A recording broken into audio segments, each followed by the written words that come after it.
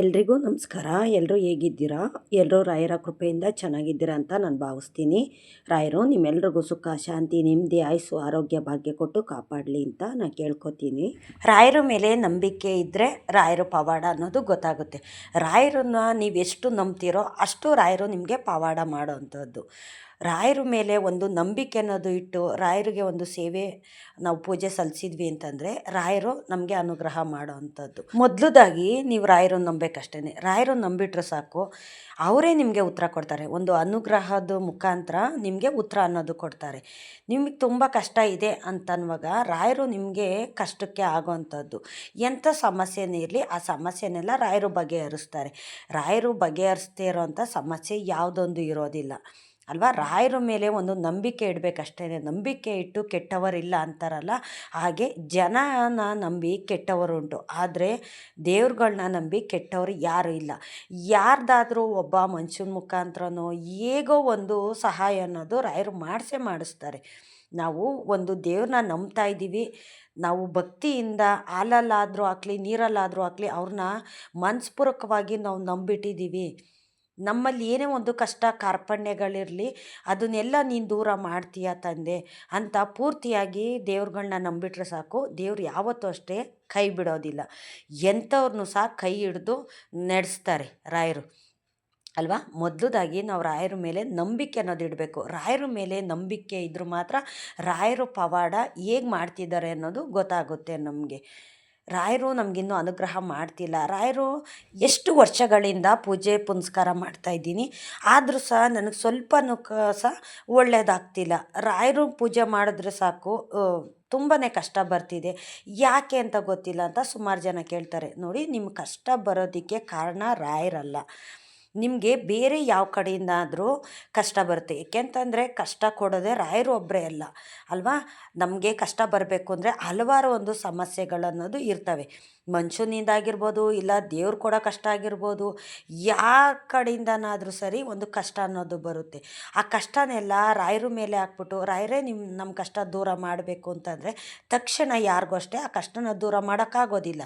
ನೀವೇನು ರಾಯರ ಹತ್ರ ಒಂದು ಬೇಡಿಕೆ ಅನ್ನೋದು ಇಟ್ಟಿದ್ದೀರಲ್ಲ, ನಿಮ್ಮ ಕಷ್ಟ ದೂರ ಆಗಬೇಕು ಅಂತ, ಅದಕ್ಕೆ ರಾಯರು ಅನುಗ್ರಹ ಮಾಡೋದಕ್ಕೆ ಸ್ವಲ್ಪ ಟೈಮ್ ಬೇಕಾಗುತ್ತೆ. ಏಕೆ ಅಂತಂದರೆ ರಾಯರನ್ನ ಮೊದಲಾಗಿ ನಾವು ನಂಬಿಟ್ಟು ರಾಯರ ಮೇಲೆ ಭರವಸೆ ಇಟ್ಟು ಏನಾದರೂ ಆಗಲಿ ತಂದೆ ನಿಮ್ಮನ್ನು ನಂಬಿದ್ದೀನಿ, ನಿಮ್ಮ ಪಾದ ನಾನು ಬಿಡೋದಿಲ್ಲ, ನೀವು ಹೇಗೆ ಮಾಡ್ತೀರೋ ಏನು ಮಾಡ್ತೀರೋ ನನಗೆ ಗೊತ್ತಿಲ್ಲ, ಈಗ ನನಗೇನು ಒಂದು ಕಷ್ಟ ಬಂದಿದೆಯಲ್ಲ ಆ ಕಷ್ಟನೆಲ್ಲ ನೀವೇ ದೂರ ಮಾಡಬೇಕು ಅಂತ ಸಂಪೂರ್ಣವಾಗಿ ರಾಯರ ಮೇಲೆ ಒಂದು ನಂಬಿಕೆ ಇಡಿ, ಒಂದು ಭರವಸೆ ಅನ್ನೋದು ಇಡಿ. ಖಂಡಿತ ರಾಯರು ಅನುಗ್ರಹ ಮಾಡೇ ಮಾಡ್ತಾರೆ. ರಾಯರು ಅನುಗ್ರಹ ಮಾಡಿದ್ರೆ ಮಾತ್ರ ಪೂಜೆ ಮಾಡೋದು. ರಾಯರು ನಮ್ಗೆ ಒಳ್ಳೇದು ಮಾಡಲಿಲ್ಲ ಅಂದರೆ ಪೂಜೆ ಪುನಸ್ಕಾರ ನಿಲ್ಲಿಸೋವಂಥದ್ದು. ರಾಯರ ಮಠಕ್ಕೆ ನಾನು ಹೋಗೋದೇ ಇಲ್ಲಪ್ಪ, ನನಗೇನು ಒಳ್ಳೇದಾಗಿದೆ, ನಾನು ಏನಕ್ಕೆ ಹೋಗಬೇಕು ರಾಯರ ಮಠಕ್ಕೆ, ಏನು ಒಳ್ಳೇದು ಮಾಡಿದ್ದಾರೆ ಅಂತ ನಾನು ದೇವಸ್ಥಾನಗಳ್ಗೆ ಹೋಗಬೇಕು, ದೇವ್ರಿಗೆ ಪೂಜೆ ಮಾಡಬೇಕು ಅಂತ ಸುಮಾರು ಜನಕ್ಕೆ ಮನಸ್ಸಿನಲ್ಲಿ ಒಂಥರ ಚಿಂತೆ ಅನ್ನೋದು ಕಾಡ್ತಿರುತ್ತೆ. ಏಕೆ ಅಂತಂದರೆ ಅವ್ರ ಮನಸ್ಸಿನ ಸ್ಥಿತಿನೂ ಆ ಥರ ಇರುತ್ತೆ. ಅವ್ರಿಗೆ ಹಲ್ವಾರು ಕಷ್ಟಗಳು ಅನ್ನೋದು ಬರ್ತಿರುತ್ತಲ್ಲ, ಆವಾಗ ಎಂಥವರು ಸಹ ಈ ಥರ ಹೇಳ್ತಾರೆ, ಯಾರೊಬ್ಬರು ಸಹ ಹೇಳ್ತಾರೆ. ಏಕೆಂದರೆ ಕೆಲವೊಂದು ಸತಿ ತುಂಬ ಕಷ್ಟ ಬಂದಾಗ ನಾವು ಸಹ ಅದೇ ಥರ ಹೇಳ್ತೀವಲ್ಲ, ನಾನು ಎಷ್ಟು ದೇವ್ರ ಪೂಜೆ ಮಾಡಿದ್ರು ಒಳ್ಳೇದಾಗ್ತಿಲ್ಲ ಅಂತಂದಮೇಲೆ ಏನಕ್ಕೆ ಪೂಜೆ ಮಾಡಬೇಕು, ಸುಮ್ಮನೆ ಟೈಮ್ ವ್ಯರ್ಥ. ನಂಬಿಕೆ ಅಷ್ಟೇ, ದೇವ್ರು ಇದ್ದಾರೆ ಅನ್ನೋ ನಂಬಿಕೆ ಅಷ್ಟೇ. ಕೆಟ್ಟವ್ರಿಗೆ ಒಳ್ಳೇದು ಮಾಡ್ತಿದ್ದಾರೆ, ಒಳ್ಳೆಯವ್ರಿಗೆ ಸ್ವಲ್ಪನೂ ಒಳ್ಳೇದು ಮಾಡ್ತಿಲ್ಲ ಅಂತ ಎಂಥವ್ರಿಗೂ ಸಹ ಈ ಥರ ಒಂದು ಅನುಮಾನದ ಬಂದೇ ಬರುತ್ತೆ. ದೇವ್ರುಗಳ್ನ ನಂಬಿದಂಥವ್ರಿಗೆ ಒಳ್ಳೇದು ಮಾಡಿಲ್ಲ ಅಂದಾಗ ಈ ಥರ ಒಂದು ಅನುಮಾನ ಅನ್ನೋದು ಬಂದೇ ಬರುತ್ತೆ ಅಲ್ವಾ. ಏಕೆಂತಂದರೆ ಕಷ್ಟಗಳು ಆ ಥರ ಇರುತ್ತೆ. ಒಂದು ಕಡೆ ಬರೋ ಕಷ್ಟ ಆದರೆ ಹೇಗಾದರೂ ತಡ್ಕೋಬೋದು, ಆದರೆ ನಾಲ್ಕು ಕಡೆ ಬರೋ ಕಷ್ಟನ ಹೇಗೆ ಸಹಿಸ್ಕೊಳ್ಳೋದು, ಯಾವ ರೀತಿ ಸಹಿಸ್ಕೊಳ್ಳೋದು, ಆರೋಗ್ಯ ಸಮಸ್ಯೆ ಆಗಿರ್ಬೋದು, ದುಡ್ಡಿನ ಸಮಸ್ಯೆ ಆಗಿರ್ಬೋದು, ಮನೆ ಪರಿಸ್ಥಿತಿ ಸಮಸ್ಯೆ ಆಗಿರ್ಬೋದು, ಇಲ್ಲ ಮಕ್ಕಳು ಸ್ಥಿತಿಲಾಗಿರ್ಬೋದು, ಇಲ್ಲ ಗಂಡನ ಸ್ಥಿತಿಲಾಗಿರ್ಬೋದು, ಇಲ್ಲ ಸಂಬಂಧಿಕರು ಕೊಡೋ ಕಾಟ ಆಗಿರ್ಬೋದು, ಎಲ್ಲ ಕಡೆಯಿಂದನೂ ಸಮಸ್ಯೆ ಅನ್ನೋದು ಬಂದಾಗ ನೀವು ದೇವ್ರ ಮೊರೆ ಅಂತ ಹೋಗ್ತೀರ. ಆವಾಗ ದೇವ್ರುಗಳು ಅನುಗ್ರಹ ಮಾಡ್ತಿಲ್ಲ ಅಂತಂದಾಗ ಪ್ರತಿಯೊಬ್ರಿಗೂ ಈ ಥರ ಒಂದು ಮಾತು ಅನ್ನೋದು ಬಂದೇ ಬರುತ್ತೆ. ಕಷ್ಟದಲ್ಲಿರೋ ಮನುಷ್ಯ ಹೇಳೋವಂಥ ಮಾತುಗಳಿದೆಲ್ಲ. ಆದರೆ ಭರವಸೆ ಇಡಬೇಕಷ್ಟೇ, ಒಂದು ನಂಬಿಕೆ ಇಡಬೇಕು. ನಮಗೆ ಕಷ್ಟ ಕೊಡ್ತಾ ಇರೋದು ಯಾರು? ಜನಗಳು ಕೊಡ್ತಾರೆ, ಈ ಕಡೆ ಒಂದು ಕಡೆಯಿಂದ ದೇವ್ರುಗಳು ಕೊಡ್ತಾರೆ. ಜನಗಳು ಕೊಡೋದು ಏನಕ್ಕೆ? ಒಬ್ಬ ಮನುಷ್ಯ ಚೆನ್ನಾಗಿರೋದು ಸಹಿಸ್ಕೊಳ್ಳೋಕ್ಕಾಗ್ದಿರ ಅವನು ಕಷ್ಟ ಕೊಡ್ತಾನೆ. ದೇವ್ರು ಕಷ್ಟ ಕೊಡೋದು ಏನಕ್ಕೆ? ನಾವು ದೇವ್ರುಗಳ್ಗೆ ಏನಾದರೂ ಒಂದು ಹರಕೆ, ಮುಡುಪು ಕಟ್ಟಿರ್ತೀವಿ, ಅದನ್ನು ತಗೊಂಡೋಗಿ ದೇವ್ರಿಗೆ ಕೊಟ್ಟಿರೋದಿಲ್ಲ. ಒಂದು ಹರಕೆ ಅನ್ನೋದಿರುತ್ತೆ, ಅದು ತೀರಿಸಿರೋದಿಲ್ಲ. ನಮಗೆ ಈಗೇನೋ ಒಂದು ಕೆಲಸ ಆಗಬೇಕು ಅಂತ ದೇವ್ರ ಹತ್ರ ಏಕ್ದಮ್ ಹರಕೆ ಮಾಡ್ಕೊಂಬಿಡ್ತೀವಿ. ಹಿಂದೆ ಮುಂದೆ ಏನೂ ಸಹ ನೋಡೋದಿಲ್ಲ ನಾವು. ಒಂದು ಹರಕೆ ಅನ್ನೋದು ಮಾಡ್ಕೋತೀವಿ, ಹರಕೆ ತೀರ್ಸೋಕ್ಕಾಗಿರೋದಿಲ್ಲ. ದೇವ್ರುಗಳು ಅನುಗ್ರಹ ಮಾಡಿರ್ತಾರೆ, ಆದರೆ ಹರಕೆ ತೀರಿಸಿರೋದಿಲ್ಲ. ಕೆಲವರು ಮರ್ತುಬಿಟ್ಟಿರ್ತಾರೆ, ಕೆಲವರು ಇನ್ನೂ ಸ್ವಲ್ಪ ದಿವಸ ಹೋಗಲಿ ಆಮೇಲೆ ತೀರ್ಸೋಣ, ನನ್ನ ಹತ್ರ ಇವಾಗ ಹಣಕಾಸಿನ ಸಮಸ್ಯೆ ಇದೆ, ಹಣಕಾಸು ಬರಲಿ ಆಮೇಲೆ ತೀರ್ಸೋಣ ಅಂತ ಈ ಥರ ದಿನಗಳನ್ನ ಮುಂದಕ್ಕೆ ಹಾಕ್ಕೊಡ್ತಾ ಹೋದಷ್ಟು ಕಷ್ಟಗಳು ಜಾಸ್ತಿ ಬರ್ತವೆ. ನೀನು ಕೇಳಿದ್ದಂಥದ್ದನ್ನು ನಿನಗೆ ನಾನು ಕೊಟ್ಟಿದ್ದೀನಿ, ಆದರೆ ನೀನು ನನ್ನ ಹತ್ರ ಏನೋ ಒಂದು ಹರಕೆ ಮಾಡ್ಕೊಂಡಿದ್ಯಲ್ಲ ಅದನ್ನು ನೀನು ಕೊಟ್ಟಿಲ್ಲ ಅಂತಂದಾಗ ನಾನು ನಿನಗೆ ಕಷ್ಟ ಕೊಡೋಂಥದ್ದು ಅಂತ ದೇವ್ರುಗಳು ಹರಕೆ ತೀರಿಸಿಲ್ಲ ಅಂದಾಗ ದೇವ್ರುಗಳು ಕೊಡೋ ಕಷ್ಟ ಅಲ್ವಾ? ಜನಗಳು ಒಂದು ರೀತಿ ಕಷ್ಟ ಕೊಡ್ತಾರೆ ಅಂತಂದರೆ ದೇವ್ರುಗಳು ಸಹ ಒಂದು ರೀತಿ ಕಷ್ಟ ಕೊಟ್ಟೇ ಕೊಡ್ತಾರೆ ಅಲ್ವಾ? ಈಗೆಲ್ಲಾದರೂ ಒಂದು ಕಡೆ ಹೋಗಿ ಕೇಳಿದಾಗ ನೀವು ಆ ದೇವ್ರು ಮಾಡಿಲ್ಲ, ಅದಕ್ಕೆ ನಿಮಗೆ ಕಾಟ ಬರ್ತಿರೋದು, ಕಷ್ಟ ಬರ್ತಿರೋದು. ಕೆಲವರು ಮನೆ ದೇವ್ರು ಮಾಡಿರೋದಿಲ್ಲ, ಮನೆ ದೇವ್ರುಗಳು ಅಷ್ಟೇ ಕಷ್ಟ ಕೊಡ್ತಿರ್ತಾರೆ. ಅವರು ಯಾವುದೇ ಒಂದು ದೇವ್ರು ಮಾಡೋದಕ್ಕೂ ಅಷ್ಟೇ ದಾರಿ ಬಿಡೋದಿಲ್ಲ ಮನೆ ದೇವ್ರುಗಳು. ನೀವು ಮೊದಲದಾಗಿ ಮನೆ ದೇವ್ರು ಮಾಡಿ ನಂತರ ನೀವು ಬೇರೆ ದೇವ್ರು ಮಾಡಿ ಅಂತ ಈಗ ಯಾರಾದರೂ ಒಬ್ಬರು ಹೇಳ್ತಾರಲ್ಲ, ಅದೇ ರೀತಿ ಯಾವುದಾದ್ರೂ ಒಂದು ದೇವ್ರ ಪೂಜೆ ಅನ್ನೋದು ನಿಲ್ಲಿಸಿದರೆ ಆವಾಗ ದೇವ್ರುಗಳು ಕಷ್ಟ ಕೊಡೋ ಅಂಥದ್ದು. ಏನೇ ಒಂದು ಕಷ್ಟಕ್ಕೆ ನಾವು ಒಂದು ಹರಕೆ ಅನ್ನೋದು ಮಾಡ್ಕೊಂಡಿರ್ತೀವಲ್ಲ, ಸಂಕಲ್ಪ ಮಾಡ್ಕೊಂಡಿರ್ತೀವಲ್ಲ, ಅದನ್ನು ದೇವ್ರ ಅನುಗ್ರಹ ಆಗ್ತಿದ್ದಂಗೆ ನಾವು ಅದನ್ನು ತೀರಿಸ್ಬಿಟ್ರೆ ಯಾವುದೇ ಒಂದು ಕಷ್ಟ ಆಗಲಿ ದೇವ್ರುಗಳು ಕೊಡೋದಿಲ್ಲ. ಜನಗಳು ಆ ಕಷ್ಟ ಕೊಡ್ತಾರೆ ಅನ್ನೋದಾಯಿತು ಅಂತಂದರೆ ದೇವ್ರುಗಳು ನಿಮಗೆ ಅನುಗ್ರಹ ಮಾಡ್ತಾರೆ. ನಿಮಗೆ ಅವರು ಕಷ್ಟ ಕೊಡೋದಕ್ಕೆ ಬಿಡೋದಿಲ್ಲ, ಅವ್ರನ್ನ ಅಲ್ಲೇ ತಡೀತಾರೆ. ಅವರು ಇವತ್ತು ನಿಮಗೆ ಕಷ್ಟ ಕೊಟ್ಟರು ಅಂತಂದರೆ ಅವ್ರನ್ನ ಅಲ್ಲೇ ತಡೆಗಟ್ತಾರೆ. ನಾಳೆ ಅವ್ರಿಗೆ ಕಷ್ಟ ಕೊಡೋವಂಥದ್ದು, ನಿಮ್ಗೆಷ್ಟು ಕಷ್ಟ ಕೊಡ್ತಾರೋ ಅದಕ್ಕೆ ದುಪ್ಪಟ್ಟು ಕಷ್ಟ ಕೊಡೋವಂಥದ್ದು. ನಿಮ್ಮದು 10 ರೂಪಾಯಿ ತಿಂದರೆ ಅವ್ರದ್ದು 100 ರೂಪಾಯಿ ಹೋಗುತ್ತೆ. ಆ ರೀತಿ ಕಷ್ಟ ಅನ್ನೋದು ಕೊಡ್ತಾರೆ. ದೇವ್ರ ಮೇಲೆ ಒಂದು ನಂಬಿಕೆ ಇಡಬೇಕು. ದೇವ್ರನ್ನ ಭಕ್ತಿಯಿಂದ ನಾವು ನಂಬಬೇಕಷ್ಟೇ. ಈಗ ನಮ್ಗೆ ಒಳ್ಳೇದಾಗಿಲ್ಲ ಅಂತಂದರೆ ದೇವ್ರ ಪೂಜೆ ಮಾಡೋದು ನಿಲ್ಲಿಸೋದು, ದೇವಸ್ಥಾನಕ್ಕೆ ಹೋಗೋದು ನಿಲ್ಲಿಸೋದು, ದೇವ್ರನ್ನೇ ಬೈಯೋ ಅಂಥದ್ದು. ನನಗೇನು ದೇವ್ರು ಒಳ್ಳೇದು ಮಾಡಿದ್ದಾರೆ, ನಾನು ಏನಕ್ಕೆ ಹೋಗಬೇಕು ದೇವಸ್ಥಾನಕ್ಕೆ ಅಂತ ಹೇಳೋದು ತಪ್ಪದು. ಏಕೆ ಅಂತಂದರೆ ನಮ್ಮ ಕಷ್ಟನೆಲ್ಲ ದೂರ ಮಾಡೋದೇ ದೇವ್ರಲ್ವಾ? ನಮ್ಮ ಕಷ್ಟ ಬಂದಾಗ ಕರೆಯೋದು ಯಾರನ್ನ ಕರಿತೀವಿ ನಾವು? ಸಂಬಂಧಿಕರು ಯಾರನ್ನಾದ್ರೂ ಕರಿತೀವ? ಯಾರನ್ನಾದ್ರೂ ನೆನೆಸ್ಕೋತೀವ? ಯಾರನ್ನೂ ನೆನೆಸ್ಕೊಳ್ಳಲ್ಲ. ಕಷ್ಟ ಬಂದಾಗ ನಾವು ಏನಂತ ಹೇಳ್ತೀವಿ? ದೇವರೇ ಏನಕ್ಕಪ್ಪ ಇಷ್ಟು ಕಷ್ಟ ಕೊಡ್ತಾ ಇದೀಯಾ? ನನಗೇನಕ್ಕಿಷ್ಟು ಕಷ್ಟ ಕೊಡ್ತಾ ಇದ್ದೀರಾ?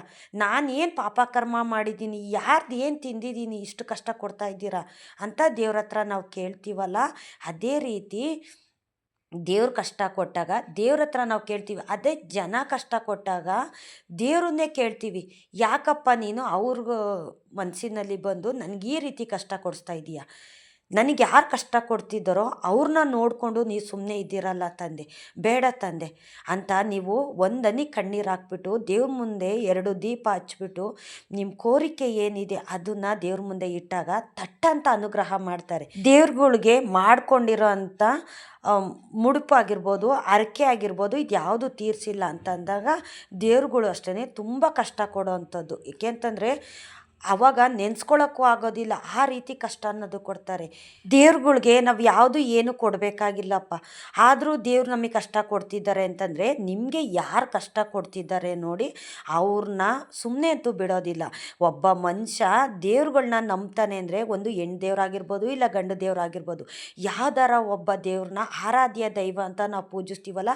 ಈಗ ನಾವೆಲ್ಲ ರಾಯರನ್ನ ಆರಾಧ್ಯ ದೈವ ಅಂತ ಪೂಜಿಸ್ತೀವಿ, ನಮ್ಮ ಮನೆ ದೇವರು ನಾವು ಪೂಜೆ ಮಾಡೋ ಅಂಥದ್ದು. ಆದರೆ ನಮ್ಮ ಕಷ್ಟಗಳೆಲ್ಲ ದೂರ ಆಗಲಿ ಅಂತ ನಾವು ರಾಯರು ಪಾದ ಹಿಡ್ದಿರೋ ಅಂಥದ್ದು.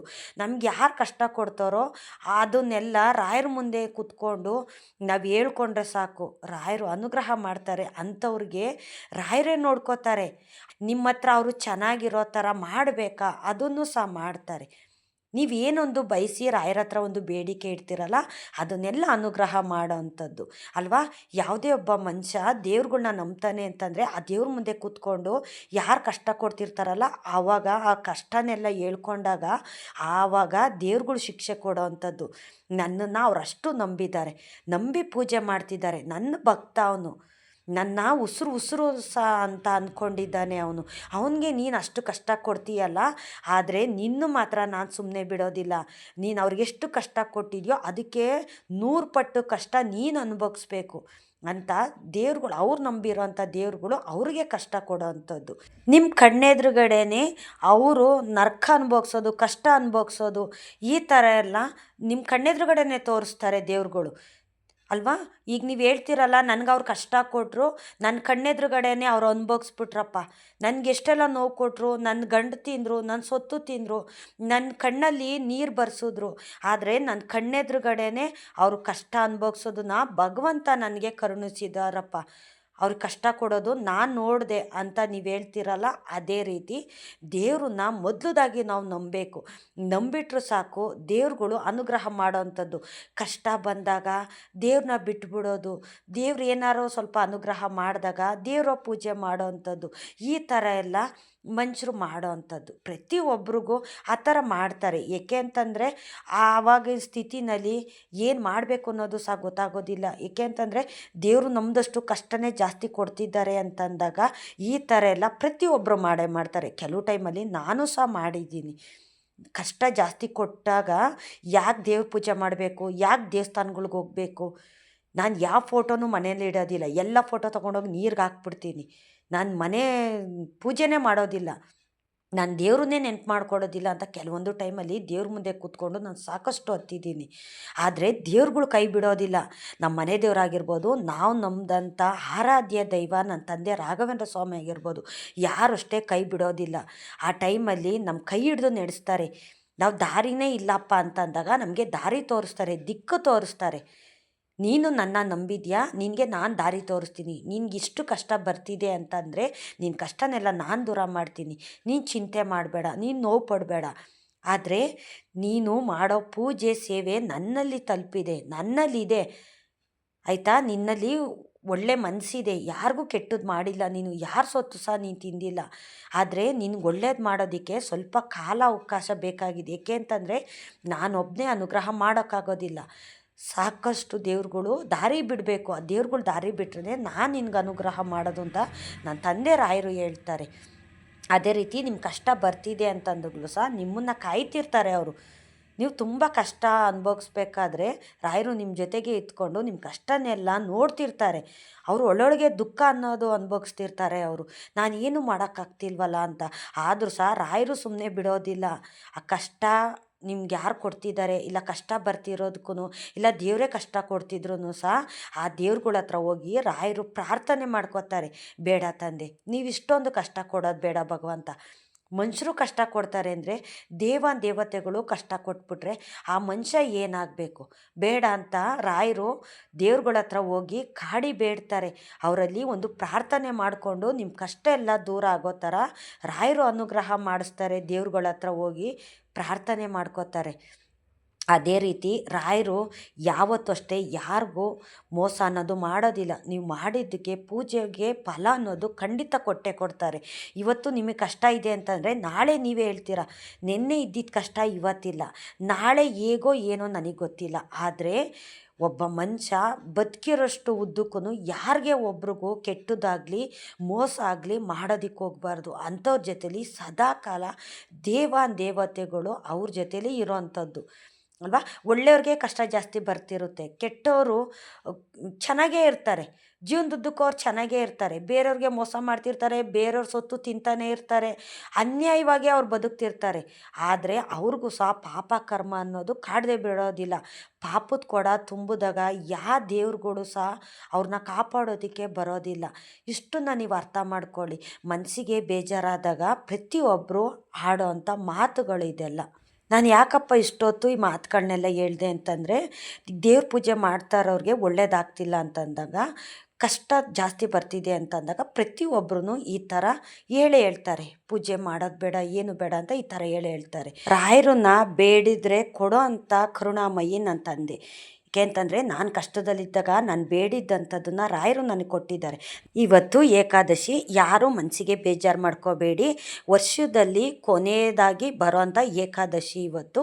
ನಿಮಗೆ ಸಾಧ್ಯವಾದರೆ ಇವತ್ತು ರಾಯರ ಮಠಕ್ಕೆ ಹೋಗಿದ್ದು ಬನ್ನಿ, ವಿಷ್ಣು ದೇವಸ್ಥಾನಕ್ಕೆ ಹೋಗಿದ್ದು ಬಂದರೆ ತುಂಬ ಒಳ್ಳೆಯದಾಗುತ್ತೆ. ಏಕೆಂತಂದರೆ ಇವತ್ತು ವೈಕುಂಠ ಏಕಾದಶಿ ಇರೋದ್ರಿಂದ ವಿಷ್ಣು ದೇವಸ್ಥಾನಕ್ಕೆ ಹೋಗಿದ್ದು ಬಂದರೆ ಇಲ್ಲ ವೆಂಕಟರಮಣ ಸ್ವಾಮಿ ದೇವಸ್ಥಾನಕ್ಕೆ ಹೋಗಿದ್ದು ಬಂದರೆ ತುಂಬ ಒಳ್ಳೆಯದಾಗುತ್ತೆ.